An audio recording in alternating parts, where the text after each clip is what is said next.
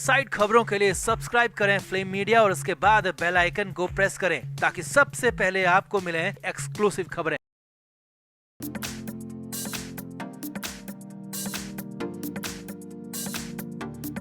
3 साल पहले जो तूफान बॉलीवुड में आया था, इस वक्त वो ही घमासान भोजपुरी इंडस्ट्री में भी मचा हुआ है। दूर से देखने में लगता था कि भोजपुरी वाले कितनी यूनिटी में रहते हैं, सब एक दूसरे को कितना सपोर्ट करते हैं, गैंगबाजी भी बिल्कुल नहीं है। मगर आकांक्षा दुबे के बाद छिपे हुए सभी काले कारनामों का पर्दाफाश हो गया है। आकांक्षा तो चली गई, मगर उसके पीछे जो खुलासे हो रहे हैं, जो बयानबाजी आ रही है, वो सबको हैरान कर रही है और सबकी नजरें फिलहाल सारनाथ की खाकी वर्दी वालों पर है, जो कि आकांक्षा केस की जांच कर रही है। तो अब सारनाथ पुलिस ने बड़ा खुलासा करते हुए उस शख्स को पकड़ लिया है जो कि आकांक्षा दुबे के साथ आखिरी 17 मिनट तक होटल के कमरे में रुका था। वो कौन था और उसका मकसद क्या था, ये सब अब खुल गया है। और आकांक्षा के कमरे में वॉशरूम का नल किसने खुला छोड़ा था और क्यों खुला छोड़ा था, ये भी अब खुल चुका है। तो आपको आकांक्षा दुबे केस की पल पल की हर अपडेट बताते हैं। आप भी वीडियो को शेयर करें और अपनी राय कमेंट बॉक्स में जरूर दें। तो आगे बढ़ने से पहले आपको बता दें कि हमारे व्लॉग चैनल नीतू की पलटन का लेटेस्ट व्लॉग रिलीज हो चुका है,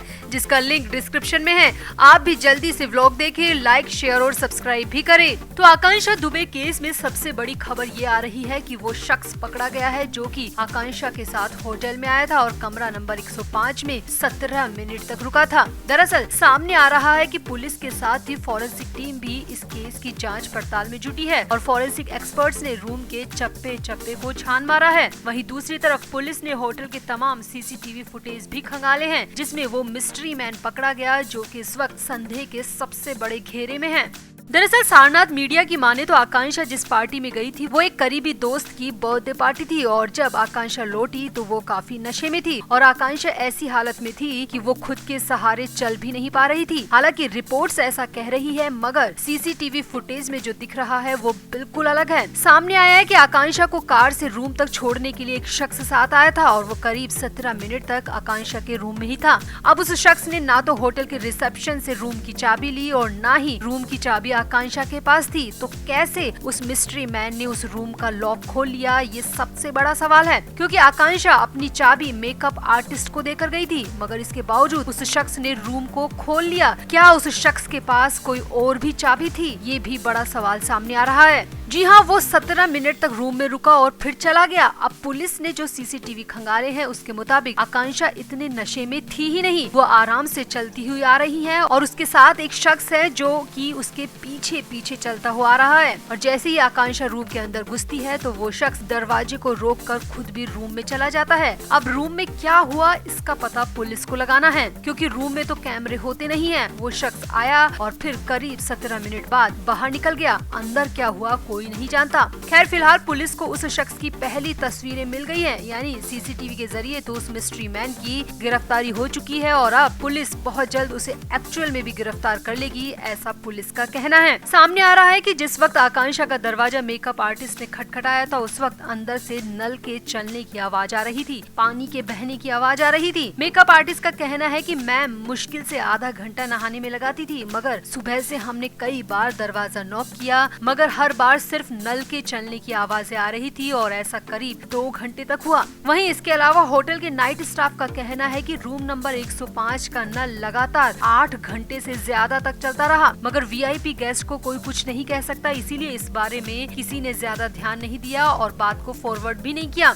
अब पुलिस कड़ी से कड़ी मिलाकर जांच कर रही है कि कहीं उस शख्स ने नल को खुला छोड़ा हो ताकि अंदर जो हुआ उसकी आवाज बाहर तक ना आने पाए और कोई कान लगाकर भी सुने तो सिर्फ नल के चलने की ही आवाज आए। अब पुलिस का कहना है कि हम इस मामले में एक गिरफ्तारी कर चुके हैं, मगर अभी हम इसके बारे में ज्यादा खुलासा नहीं कर सकते, क्योंकि इससे जांच के भटकने का डर है। जिसको पकड़ा गया है उससे पूछताछ की जा रही है, इन्वेस्टिगेशन की जा रही है। अगर कुछ भी क्लू हाथ लगता है तो सार्वजनिक किया जाएगा। फिलहाल पूछताछ चल रही है। पुलिस ने ये भी बताने से इनकार कर दिया कि जिसकी गिरफ्तारी हुई है वो कौन है। क्या वो ही मिस्ट्री मैन है जो कि आकांक्षा के साथ 17 मिनट तक रुका था, या फिर होटल का कोई कर्मचारी? इस बारे में पुलिस ने अभी कुछ भी बताने से इनकार कर दिया है। तो आपको क्या लगता है, आखिर पुलिस ने किसे गिरफ्तार किया है? क्या वो मिस्ट्री मैन पकड़ा गया? क्या होटल के किसी कर्मचारी ने मुंह खोला है? इन सवालों का जवाब पुलिस को ही देना है। मगर फिलहाल आप भी कमेंट करके बताएं कि क्या पुलिस सही दिशा में जांच कर रही है, या फिर पुलिस जांच को स्लो करने के लिए ये सब तरकीबें आजमा रही है। क्योंकि असली आरोपी तो समर सिंह है, जिसके ऊपर आकांक्षा की मां ने केस दर्ज कराया है, जो कि अभी तक गिरफ्त से बहुत दूर है। तो आप भी पुलिस की पूरी जांच प्रक्रिया पर अपनी राय जरूर दें और वीडियो को भी शेयर करें।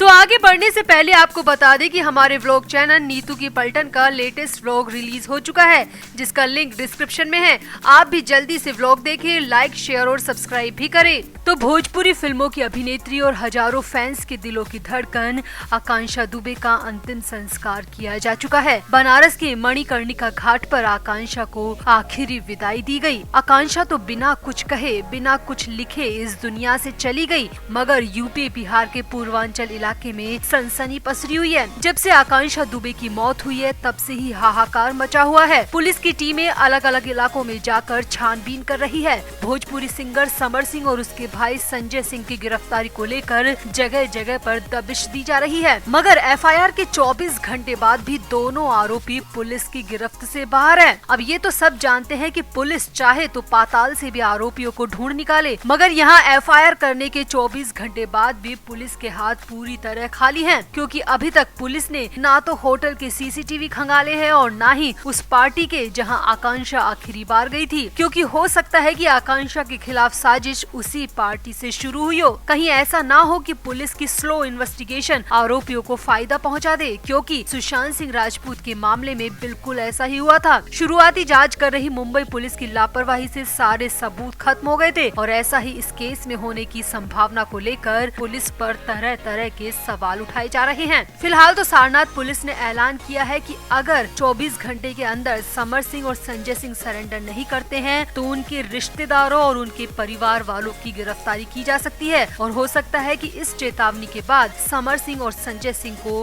पुलिस के सामने आना ही पड़े, सरेंडर करना ही पड़े। वहीं दूसरी तरफ आकांक्षा को फिल्मों में लॉन्च करने वाले फिल्म निर्माता यश कुमार ने एक इंटरव्यू में कई बड़े खुलासे करके सबको चौंका दिया, और सबसे बड़ा खुलासा है समर सिंह और आकांक्षा की शादी का। जी हाँ, अब तक कहा जा रहा था कि समर आकांक्षा का बॉयफ्रेंड था, मगर अब सामने आ रहा है कि समर ने आकांक्षा से जबरन शादी कर ली थी, और वो भी कई महीनों पहले। और वो आकांक्षा को गूंगी गुड़िया बनाकर रखता था, यानी वो आकांक्षा को घर में ही कैद रखना चाहता था। वो नहीं चाहता था कि आकांक्षा किसी और अभिनेता के साथ काम करे। समर सिंह पर आरोप है कि वो आकांक्षा की कमाई पर ऐश भी उड़ाता था, और जब आकांक्षा इस बात का विरोध करती थी तो वो आकांक्षा के साथ मारपीट करता था और उसे जान से मारने की धमकी भी देता था।